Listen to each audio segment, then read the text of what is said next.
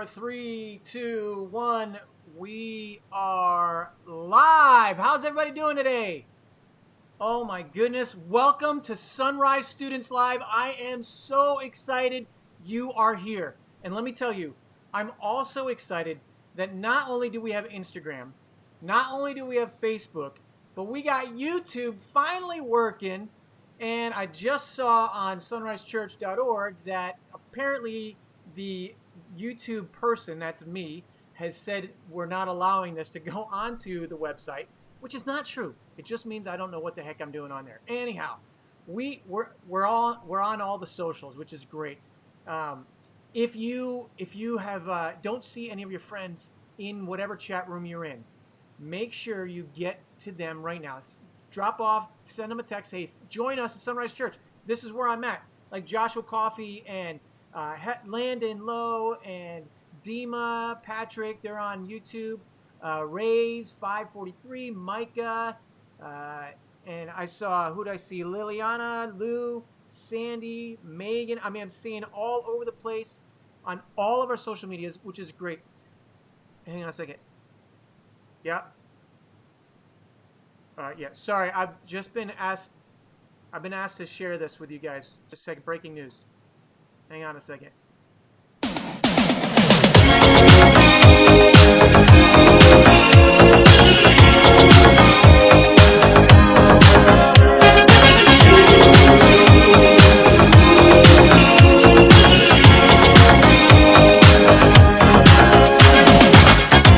We're no strangers to love.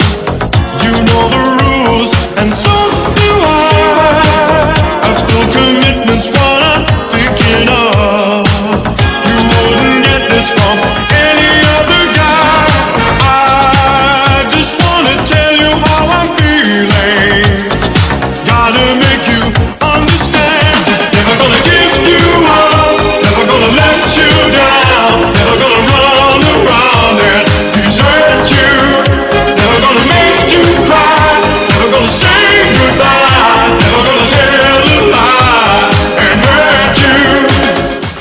All right, you've been rickrolled. That's right, folks. You have been rickrolled. Well, it's time for some announcements. Want to let you know about what's going on. If you didn't know, if you're not on YouTube, we have a YouTube page, Sunrise Student CA.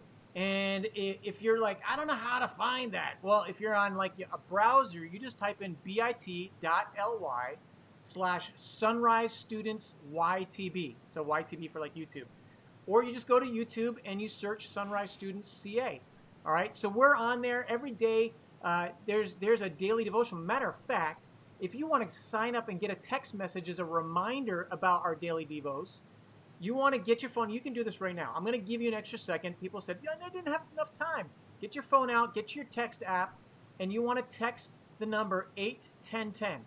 Then down in where you put the message, you put the @ symbol and put Sunrise Dev, D-E-V, short for Devo, which is short for devotional. But there's not enough space. We wanted to make it too long. So you text @SunriseDev to 81010. If you text without the @ symbol, it won't work. It has to be all one word, @SunriseDev to the number 81010. All right, @SunriseDev to 81010. I think I gave you enough there. But that'll get you to our daily Devo video. Every single day, we're sending out a video, not including the weekend, starting this weekend. I want to say hello to Pokey Emilio jumping on here. Pretty cool. Also, if you didn't know, we're also on Instagram.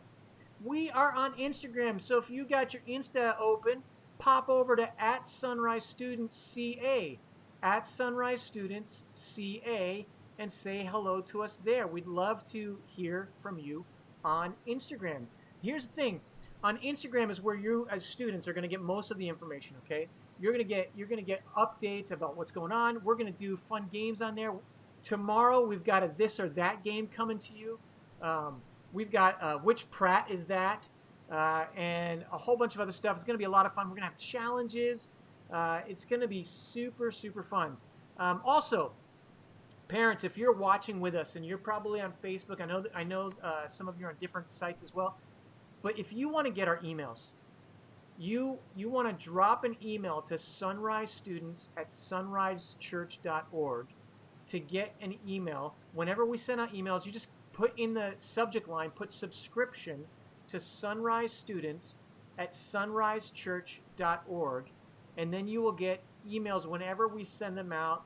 Right now we're figuring out this whole shelter in place. How are you guys doing? Hey, in the chat rooms, in the chat spaces, put an emoji that represents how you are doing. We're like 2 or 3 weeks in now. Drop an emoji representing how you're doing in this season, making it through this quarantine season. Let us know how you're feeling by dropping into the chat. Now, guess what?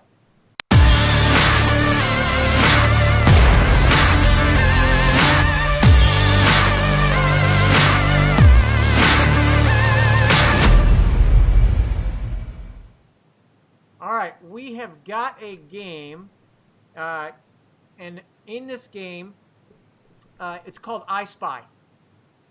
What do you see? Pay close attention. I Spy. So you're going to see, like, here's your first one. You're going to see this thing here. You want to look at this picture. I'm going to put up different pictures all the time. And I'm going to have to silence my texting app here because people are texting like crazy. But you want to look at this picture and stare at it. Pay close attention because I'm going to ask you a question about this picture in just a moment, okay? Last chance to look at it. Okay, I'm taking it away. How many stacks were on each chair? How many stacks were on each chair? Was it A4, B5, C6, or D7? On each chair, how many stacks on it do you see? All right, the answer is C6. Now, somebody, when we were practicing, and Josh says, no, I count 7, but if you see there, it's not including the chair. It's the stacks on top of the chair. All right, somebody's asking, does Facebook work? Yes, Facebook's working. Instagram's working. YouTube's working. We're all in. If something doesn't work, just hit refresh. All right, let's go to the next question, or next picture.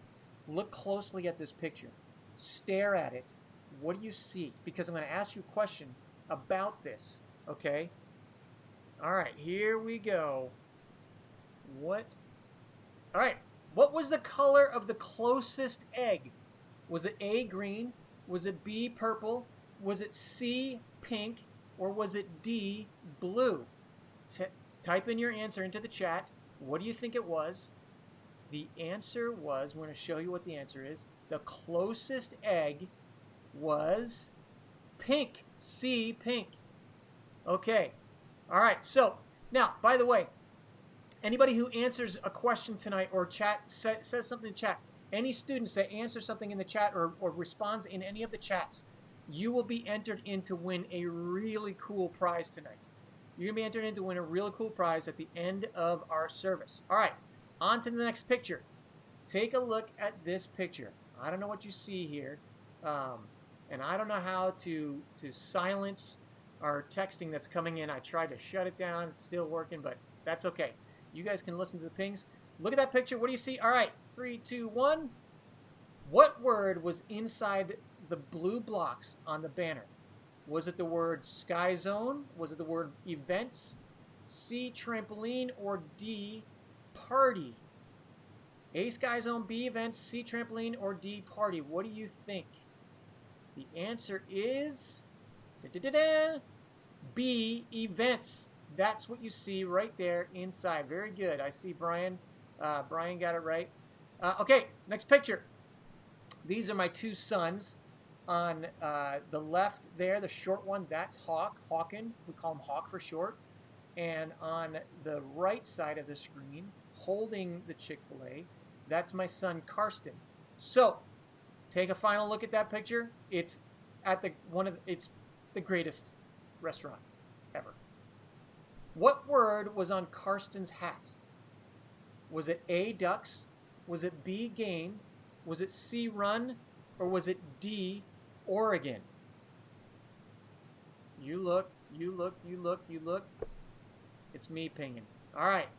The answer was D, Oregon. That's right. That's right. Go Ducks. All right, next picture. Look at this picture carefully. Hey, by the way, as you're looking at this picture, when we are back together, sometime probably this summer, we are going to do an all-campus Sunrise outreach event where we're going to play Humans versus Zombies, which is an all-out Nerf war. Okay, this is going to be a great, great, fun event. Nerf guns like crazy all over the church. It's going to be a blast. We're going to be heading out to the Rialto campus. It's a great time to jump into vehicles together when we're back in normal life. Okay, now, how many Nerf guns were visible in this picture? Was it A10, B13, C16, or D21? How many were in this picture? The answer was C16. Oh, man, I see a bunch of you got that one right. Very good, very good. You're very observant. Next picture. All right, lots of stuff happening here. There's some Gaga ball. There's a Blong ball happening in the background. There's a ton of stuff happening. What do you see in this picture? We're going to show you. Okay, how many balls are visible in this picture? This is a really difficult one. Was it just one? A1, B3, C6, D9. What do you think? How many balls were visible in that picture? Put in your answer really quick. The answer is 6. You see them all floating all over the place there. If you said 6, I am so proud of you. That was a tough one. That was a really tough one. All right, next question. Look at this picture. Lots to see here. Lots to see. I'm not going to keep them up that long anymore. Just keep paying attention. Look around, look around. Then maybe you might think it's obvious, but let's see. What time is it on the clock there? Was it 9:30, B 2:15, C 12:10, or D 6:45? What do you think? Put it up there quickly. Answer, answer, answer is coming now. It is D 6:45. 6:45 or just a hair before. All right, next picture. Ooh, some colorful chairs there. Lovely. All right. I'm not going to keep this up there too long. 3, 2, 1. What color is the K as in Eric with a K? What? Surprise, surprise, I picked the letter K. Was it A, blue, B, pink, C, black, or D, white? Put your answer in quick. The answer is... Oh, the color K was A, blue. A, blue. Some of you got that. Some of you are going, what? That's a K? It's cut off. What are you talking about? All right, next picture. Now here's a lovely, lovely photo. I mean, everything in this makes me happy. Literally everything in this photo makes me happy. All right? I'm going to give you another moment to look at it. All right, I'm taking it away. How many people were in the drawing? Was it A3, B4, C5, or D6? How many people were in the drawing? That was a drawing my son Hawk drew just a few years ago. I think he was 4 when he drew it. I think so. All right. Patrick's saying yuck. But you know what? The answer is 6. It was my family. You see all of my kids there. Didn't actually put the answer up there, but it was 6. 1, 2, 3, 4, 5, 6. Because there's 6 in my family. All right, next picture. Nope, we're skipping that one. Boom, boom, boom, boom, boom, boom. That was the last picture, folks. Nice job. Nice job. You guys did awesome. So, if you answered any of those questions, you get into our competition.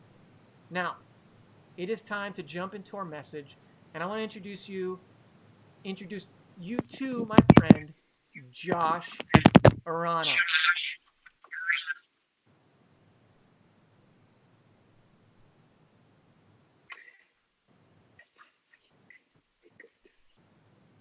I'm just kidding. I'm just kidding. I'm not muted. I just wanted to mess with you guys. Hope you guys can hear me. It's good to have you guys back here on a Wednesday night.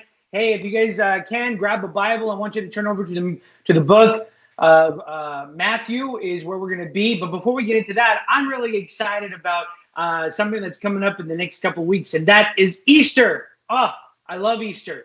Number one, I love Easter is because we get to celebrate the resurrection of our Lord and Savior Jesus Christ. Of course, that's like the number one reason. But then also number two, I love Easter is because there's a lot of really fun games that my family loves to play. One in particular is an Easter egg hunt. I actually have some right here. Here are some Easter eggs that we would collect and we would have fun with. We would first search for these guys, and then we would hold on to them. And then after we would find all the ones that we're trying to find, we would then go on an all-out war throwing these at each other. And I'm going to tell you why these are unique Easter eggs. They're not just your regular Easter eggs. It's because, oh, can you see that? A bunch of they're confetti eggs. Woo! So here's the thing, is that these games could be really, really hard for me. When I was growing up, sometimes it was really hard to collect all the eggs that I wanted to collect. And I would sit in the grass, be all upset and mad, because then I think to myself, man, is it worth it to try to find all of these eggs? And of course, like if you get a lot of eggs, it is worth it, because then, throwing them at each other is a lot of fun. If you can't find all the eggs, it's not worth it. But asking that question, is it worth it, can come up in different places of our lives, especially when you are going through something that is difficult or challenging, dare I say, if you're suffering, which is sort of what we're going to be talking about tonight. Is it worth it when you go through something that's difficult or challenging? Is God doing this to us, or is God allowing us to experience something for any particular reason, or is there something that we're supposed to learn? That's actually what Pastor John from Rialto is going to be teaching us in just a minute. So this is what I want you to do. I don't know if you're on Facebook, Instagram, YouTube. He is going to teach us some real incredible truth. So I want you to open up your Bibles. I want you to give it up for Pastor John. Throw up your favorite emoji. Let's send him some love. Here is Pastor John.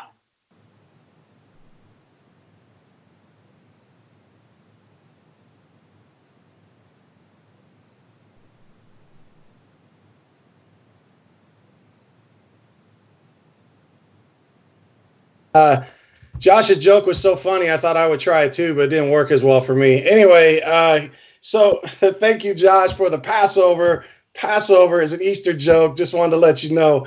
Anyhow, what's up, students? Let's agree on some things here. First of all, life is tough right now. It's not easy. You guys are locked in. There's a lot of things happening. And here's another thing we can agree on. When life becomes tough, there's times when we might feel all alone. There might be times when we feel like we're by ourselves, and that also makes life tough and not easy. The reality is that when we feel alone, sometimes we could even begin to feel like we're the only ones who have ever experienced or gone through whatever it is we're going through. And then what happens is we begin to ask certain questions. I want you to think about 3 questions that we ask when life gets difficult, and I want you in the chat below to give me like a like symbol, what's up, thank you, yes, I get it. However you want to let me know, throw an emoji in, throw a symbol in, something. If you've ever asked this question, if you've ever been at a point in your life where you've asked one of these 3 questions. Number 1, why would God let this happen? That's a question we ask sometimes, right? Why would God let this thing happen? Whatever it is you're going through, you might be asking, why would God let it happen? Here's number 2, should I just give up? Whatever it is that we're talking about, should I just give up? Sometimes it's, should I just give up on this homework? Or should I just give up on this friendship? Or should I just give up even on my family? Or sometimes even, should I just give up on God? Maybe you've asked that question. If you have, let us know in the chat. It's just a yes or no. And yes, I relate, amen, something. And then finally, just as Josh said, we might even ask the question, is it all worth it? And specifically when we talk about our faith, when we talk about following Jesus, following God, is it worth it? It's a question that we may ask when we're struggling. But here's the thing. It might surprise you. I don't know. You might be aware. We're near Easter. And a lot of us know that Easter, if you've been around church for a while, maybe if you haven't, you know that somewhere in there when it comes to Easter is this thing about Jesus dying on a cross and then raising from the dead. We know it's not just about eggs and chickens and all of that. We know it's also about Jesus. Now, here's the thing. Before the resurrection and before we celebrate on Easter, there was this point in Jesus' life where it might even surprise you to know that he was asking some of those questions, that he was at a point of struggling and feeling like he was all alone and that he was by himself. in Matthew chapter 26. If you have your Bibles, you can go there, or you could check on the screen, and we'll have the slides for you to show you the verses. But in Matthew chapter 26, in verse 36, it says this, that Jesus went with them to the olive grove called Gethsemane. The them there is his disciples. He takes his disciples and he goes to this olive garden, essentially, not the restaurant, but to this grove called Gethsemane. And he says to them, sit here while I go over there and pray. So he tells his groups, I want you to sit here. I'm going to go over here a little ways away from you, and I'm going to pray. Then it says that he took Peter, James, and John. Now, these were like his closest guys. These were the guys he spent the most time with. So he has his friends, the disciples. He takes like his best friends, and it says that he became anguished and distressed. Now, those are words that we don't like to say a lot in our own lives. We don't like to say we feel anguished or distressed. These are heavy words. It means that he was hurting. It means that he was struggling. It means that there was something going on in his heart and mind that was really bothering him. Now, we know, because we know the story, that part of what was bothering him was that he was facing the cross. He was getting ready to face a trial, an arrest, a trial, and really an execution. And he knew that he was going to do that.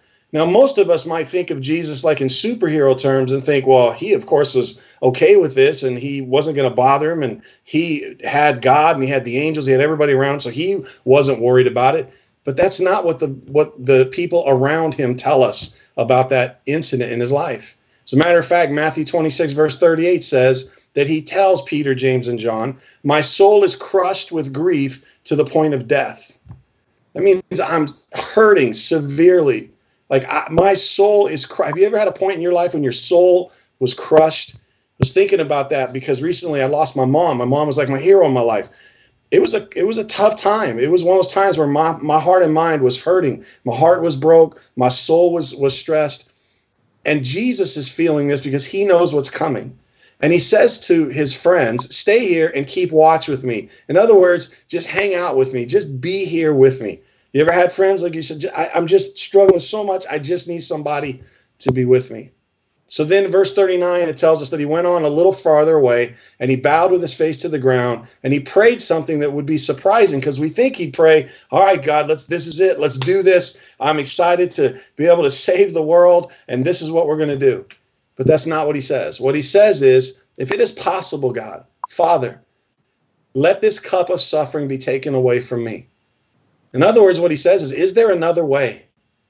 See, in that moment, Jesus feeling the distress and feeling the hurt and feeling the pain, the isolation, the aloneness, he says, is there another way, God? Now, he wasn't wavering in his trust of God. He wasn't wavering in his mission. And we know that because his next statement is, yet I want your will to be done, not mine. But what he is showing us is this human side of him that is hurting and struggling. And maybe you've been in that situation too. As we go through this whole coronavirus thing, you're stuck in your house and all of that. Maybe you're feeling what Jesus felt a little bit. And maybe you've been thinking, again, is it worth it? And why should I do it? Because I can tell you, if I were Jesus, that'd be a question I'd be asking. Is there another way? And is this group of people even worth it? Because these people have done a lot of bad things. And these people he's referring to are us. Is it worth it for me to finish this mission that you've called me to? Well, it's interesting because Luke is another guy who was around the story of Jesus, and he talked to one of the guys who was there with Jesus, and he told this story, or this verse he wrote, in Luke 22, and he's a doctor, keep in mind, so he knows these things. He said that Jesus prayed more fervently, and he was in such agony of spirit that he sweat full drops of blood to the ground. Can you imagine being so broken up and so hurting that you're sweating literal drops of blood? That's where Jesus found himself. Now, to add insult to injury, here's what happens next. It says in verse 40 that he goes back to his disciples, his buddies, these three guys, there was friends among friends, and it says that they had fallen asleep. He returned to the disciples, and he found them asleep. So even his friends, the ones who he was closest to for 3 years in ministry, they had fallen asleep on him. Jesus was in a tough place. And it's a question that he was asking that I think a lot of us ask at times in our lives, and that is, God, is this worth it? Is there another plan? Is this something that we can think of another way to do? Is this plan worth it, God? And that's what Jesus was asking. Now, what's interesting is there's a guy who wrote a letter called Hebrews a little bit later. This is after Jesus resurrected. This is after the church had begun and all these things. People were following Jesus. And he writes this letter and he talks about Jesus being a high priest. In Hebrews chapter 4, verse 14. Now, we don't have the name of the author, but he writes this great letter. And it says, so then, since we have a great high priest who has entered heaven, Jesus, the Son of God, let us hold firmly to what we believe. Here's what Jesus is, or what the writer, I should say, of Hebrews is saying about Jesus, that he is like a high priest. He is our great once and for all high priest. Now, if you've been listening at all on the weekends to Pastor Steve and the whole teaching team, we've been talking about the tabernacle. We've been talking a lot about priests. You know that part of the job of a priest is to help point people to God and to be kind of a bridge between people and God. So what the writer is saying is that Jesus is the ultimate high priest who not only came to pay for the sins of the world, but he was the payment for the sins of the world. And if that's the case, then we should hang in there. That's what he's saying. We should hold firm, stay with what you believe. And I think he's telling you that today. It feels like you're alone. It feels like there's stuff going on. It feels like it's a struggle. We want to ask sometimes, is this all worth it? And what God, or what the writer of Hebrews is saying, and what I think God is saying to each of us today, is that yes, it is worth it, and to hold firm, to hang in there. He goes on in verse 15, talking about Jesus, this high priest, says that he understands our weaknesses, for he faced all of the same testings that we do, yet he did not sin. I think that's fascinating, that there's nothing that we go through that Jesus didn't go through. In fact, there's a lot of things that Jesus went through that we probably haven't gone through. But there are definitely things we've gone through that Jesus has. He knows everything that we've gone, and yet he did not fail. He did not sin. He did not do anything wrong in any of those times.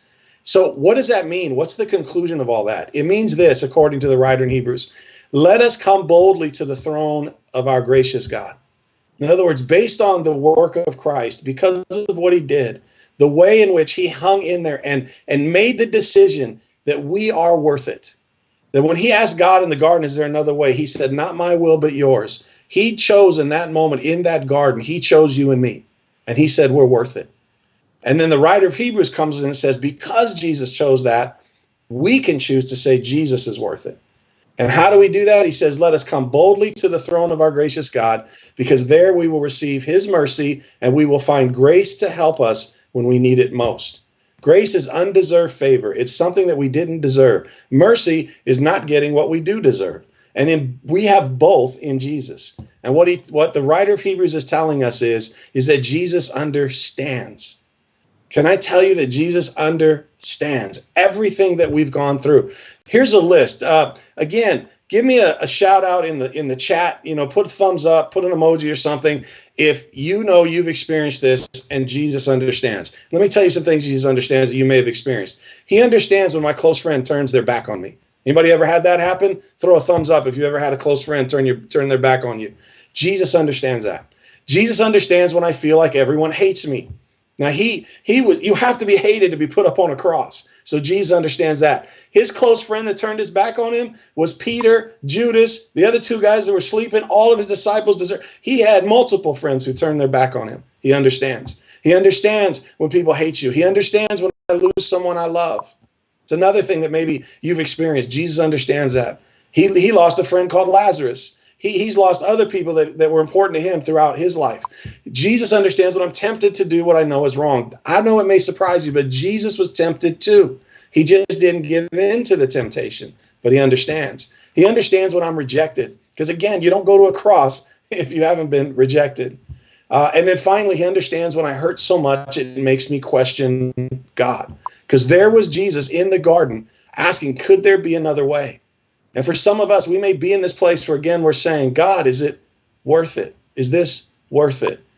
I think the message for us today that I want to share with you, the kind of take-it-home thought that I want you to understand in this, is that the Jesus who suffered rejection, suffered pain, suffered isolation, suffered all of the things that we just made in this list, suffered the cross, suffered all of that. The one who suffers with you.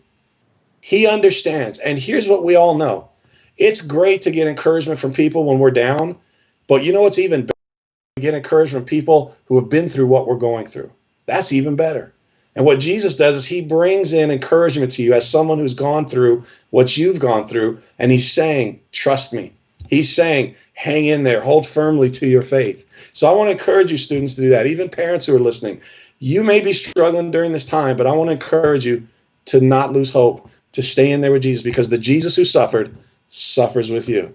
All right, guys, we're going to turn it back over to our MC and keep moving with our program. Thank you for your time.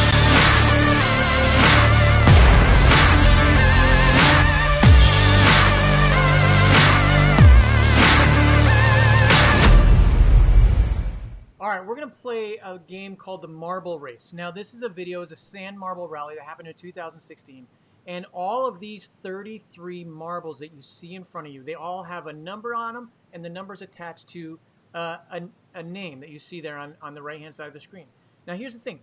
You need to choose which one you think is going to win this race. And you need to put that into the chat. You get one shot, one choice, people. You don't get to keep changing your answers. Who do you think is going to win this race out of all of those? I mean, like, I love some of these Marbly McMarbleface and Mocha Madness, Blazing Fireball, Snake's Tub. I don't even know what that means. Super Turtle, Ghost Plasma. There's some great names in there. Who do you think is going to win this race? Put it in the chat and own your decision, and let's see who wins this race. Hello and welcome to this qualifying round for the Sand Marble Rally. 33 familiar competitors in the starting blocks, as you can see, many of whom have run in these sorts of races before. These top 33 mixed up to where they've started in the past, and they're off. And it looks like Blue Smoke leading the way so far. Several marbles. Listen to all of the impacts from all of these, jostling for position. Even though it's a fairly straight part of the course, there's so many subtle differences in the track that it's really making a difference for the early front runners. And that is Blue Smoke out in front. It looks like Marbly McMarbleface is up into third place. He started up there near the front as well. That might be Mocha Madness challenging for second, and Marbly gets right by him into P2 and is now nose to tail with Blue Smoke challenging him. Look at this field streaming through. That's a great sight. Now into the slaloms, back and forth, but it's Blue Smoke still holding the lead out in front. Obstacles in the way, and it actually catches several marbles up. But just the sheer number of them, look at that. It's just pushing them on through, willing them to get past these obstacles. It's a lot of marbles. And now up front, it looks like there was a brief challenge, possibly from, I don't know, was Pollo Loco? Who was that kind of off-yellow color. Several marbles taking that Joker shoot, as you saw to the right there, but it's still Blue Smoke leading out in front. Marbly McMarbleface has lost out on second place, possibly to Pollo Loco, and we see him trying to catch up ever so slightly. But mostly, that second place marble is looking up ahead to Blue Smoke. All these marbles going back and forth through here. I'm really surprised at how easy it looks that they could just jump the side and get caught up on the sand. Underneath that stick, which is not quite the Dunlop Bridge at Le Mans. Now look at how deeply carved this area is, but it's still Blue Smoke down in front, really slowing down. And that's a light-colored marble now in second. That might be H2 Blue. Oh, and there went a red marble off to the side there. That might have been Blazing Fireball. It was one of the red marbles, at least. I'm not sure he'll be able to get going again. That was far enough off course that I think that's off yellow color. Several marbles taking that Joker shoot, as you saw to the right there, but it's still Blue Smoke leading out in front. Marbly McMarbleface has lost out on second place, possibly to Pollo Loco, and we see him trying to catch up ever so slightly, but mostly that second place marble is looking up ahead to Blue Smoke. All these marbles going back and forth through here. I'm really surprised at how easy it looks that they could just jump the side and get caught up on the sand. Underneath that stick, which is not quite the Dunlop Bridge at Le Mans. Now look at how deeply carved this area is, but it's still Blue Smoke down in front, really slowing down. And that's a light-colored marble now in second. That might be H2 Blue. Oh, and there went a red marble off to the side there. That might have been Blazing Fireball. It was one of the red marbles, at least. I'm not sure he'll be able to get going again. That was far enough off course that I think that's going to be really difficult. A couple marbles again getting briefly hung up. Oh, and there's one off. There's two off. And Race Control tells us that is Reflector and White Widow, it looked like. It was just very brief, but you could see them veering off to the right, jumping out of the course. And again, those are another couple that are not going to be able to make it down to the finish line. And I think that's not the last that we've seen of these. There are probably several more that are not going to make the bottom of this qualifying round. And there's been a change up front. And H2 Blue has taken the lead over Blue Smoke for the first time. And Blue Smoke fights right back into that chicane. Herman Tilke would have loved that move.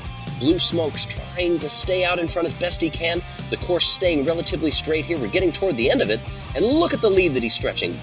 Blue Smoke is going to win this qualifying round, and it looks like H2 Blue is going to come in second. Oh, that was El Capitan in third. Well done to those top three. Last couple coming across there, 17 finishers. And I think I saw at the bottom there that these top 7 will start on the front row for the race. Wow. Did anybody pick Blue Smoke?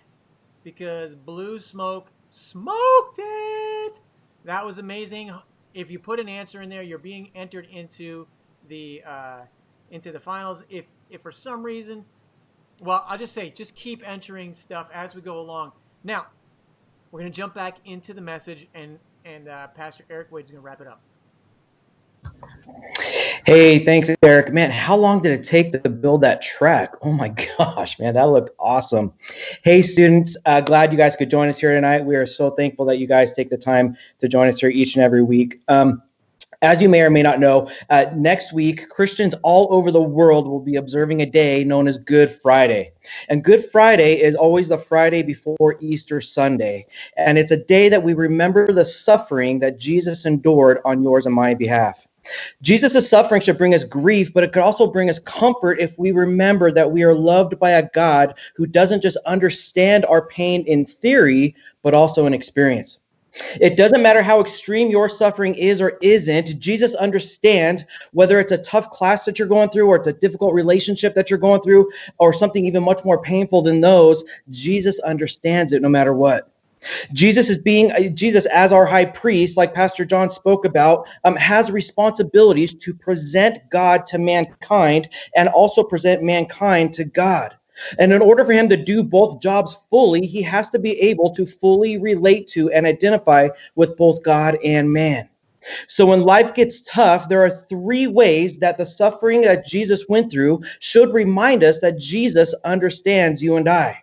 That first point is this, that Jesus' suffering reminds us we are not alone. Because Jesus suffered so deeply, there is no suffering we can face that he can't understand. Point number 2 is this: Jesus' suffering reminds us that we can go to God with our suffering. No matter how big or small your suffering is, we can go to God with boldness. We can tell God what happened and how we feel and the questions that we have, and he longs for us to do that. He invites us to do that on a daily basis. Point number 3 is this: Jesus' suffering reminds us to comfort others. When we reflect on the ways Jesus suffered, it should make us more compassionate and concerned about the suffering of other people. Good Friday should be a time when you ask God to help you be a comfort to those who are hurting. But sometimes experiencing pain and suffering can make us feel so far away from God that we don't even know that he's there. But students, just what if we decide to see pain and suffering as a way to get closer to God? What if everything hard we face is an opportunity to know Jesus a little bit better? Students, let me ask you this. Are you disappointed right now that you can't be at school, that you can't be hanging out with your friends, that you can't go to the movies, you can't go out to eat? Are you stressed out because maybe you are worried about school, or you're stressed out because maybe this was your senior year and you don't get to graduate, or you don't get to maybe take a test to get you into college? I think we're all feeling a little bit lonely right now, right? We can only see our family members at that. We're all feeling a little bit lonely because we haven't seen our friends in a while. Maybe you're afraid. Maybe you don't know what's going on. Maybe you're really concerned about what's going on because you don't have the answers to anything. Let me tell you something. Jesus knows exactly what that's like. Jesus knows exactly what that's like. So the next time you feel any of those emotions, just do me a favor, stop and think. What if instead of asking God, why did you let this happen to me? What if you said this: Jesus, I know you understand how I feel. Please help me to know you more during this time. Help me to stay faithful in my prayers to you. Help me to hear from you and stay faithful to my time in your word. And help me to stay faithful to all you have called me to do, just as you did when you were experiencing the same thing that I'm going through. Students, we love you. Can't wait to be with you again. Until then, here's Pastor Eric Williams. Thanks so much, Eric. Great word, guys, today. We really appreciate that. Those of you who are watching, this stuff is really important. It's so good for us to be together in this way. When we can't be together physically, we get to be there together like this. Now, here's what's cool. It doesn't matter what campus you're at, whether you're at Ontario or Banning or Rialto, South Rialto, or Victorville. It doesn't matter. We all get to see what the church, the Big C church, gets to be about. We're one campus with, we're one church with multiple campuses, right? We get to be together, and that's a really, really cool thing. And I love that you're here. And if you didn't get the word yet, we're not only going to have our Wednesday nights. We're not only going to have, like I said, we have our YouTube page, right? You can subscribe to our YouTube. We love it if you subscribe, so you always get what's going on. If you want to get our daily devotionals that are sent, again, if you're just jumping in, you missed the beginning. You text the word @ use the @ symbol, Sunrise Dev, to 81010. You have to get that @ symbol. It's all one word. @Sunrise DEV to 81010. That is your intro to our daily Devos at Dose. Why do we call it daily Devos at Dose? Because it's a daily devotional that comes at 2 p.m. All right, every day, 2 o'clock, you're going to get a devotional, and we'd love to have you sign up for that. But you can also just subscribe to our YouTube channel, and you'll automatically get sent that. And don't forget, we've got stuff going on over on Instagram. You follow us at Sunrise Students CA, Sunrise Students CA. We're going to have competitions, games. We're going to give away some prizes this week. We're going to set up some challenges for you. Lots of things are going to be happening there. And something else I want to talk to you about. Now, some of you are in the habit of doing this already. We get to worship God in multiple ways. Some of you are joining us on the weekend services where we're worshiping God in the service, and there's music going, worship music. But you know, worship is more than just music. Music is worship, but it's more than just that. When we open up God's Word together, we're worshiping. When we pray, we're worshiping. When we're honoring our mother and our father, we're worshiping. When we do our chores or our homework, and I know some of you aren't in homework season right now because school isn't going on. Some of you are doing online school, and we're all trying to figure this out. But all of that stuff, we're honoring what we're supposed to do. That's all worship to God. There's something else we don't talk a lot about in students. We're going to start talking about more and more. It's something Jesus talked about quite a bit, actually. We want to talk about what tithing is. Tithing is giving back to God what is already His, right? It's giving back to God what's already His. Now, maybe you get an allowance, or maybe you have a job, or maybe you get money here and there. God calls us to give back what's already His anyhow. We're just kind of managing what He's given to us. And maybe you get an allowance of $10 a month. I don't know. But the Bible talks about a tithe is 10%. So 10% of $10 is $1.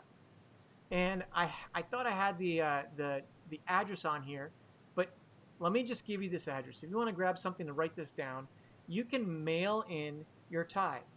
You can put it in an envelope, or if you're like, I don't want to put cash in there, give your parents the cash and have them write a check. Or they can do it online at sunrisechurch.org. There's a give button there. But the address is 2759 Ayala Drive, Ayala Drive, 2759 Ayala Drive, and that's Rialto, California, 92733. 92733. Eric, give me a thumbs up if I've got that right. John. Okay, good. 92733. Yeah. Go to sunrisechurch.org. You swipe to the bottom. At the very bottom, you'll see it just to make sure I got that right. But this is an opportunity for you to worship, okay? Now, we're going to jump to our giveaway. I'm so excited about this, guys. I'm so excited about this. Here's what we're going to do. We've put all of the names of every student who's commented in the chat of Instagram, on Facebook, and on YouTube. We've put all of your names into this little machine right above me here that says get ready. And we're going to spin this, and you're going to see names flying across there. Okay. Now, this is just for students, so if it lands on a volunteer by accident, or there's a parent in there, that goes to the student, it doesn't go to you. So whoever lands on this is going to get a pretty cool prize. All right, ready? 5, 4, 3, 2, 1, stop. Kylie was one of our winners last week. This is so exciting. Kylie, very cool. Now, see, here's what happens. You get in. Everybody had an equal opportunity to win. Now, Kylie, I got someone to get on here and congratulate you for what you have just won, and then we're going to tell you what you won. He's gonna give you what was so awesome. Congratulations! Congratulations! Congratulations! Congratulations! Congratulations! Congratulations! Quack, quack! Congratulations!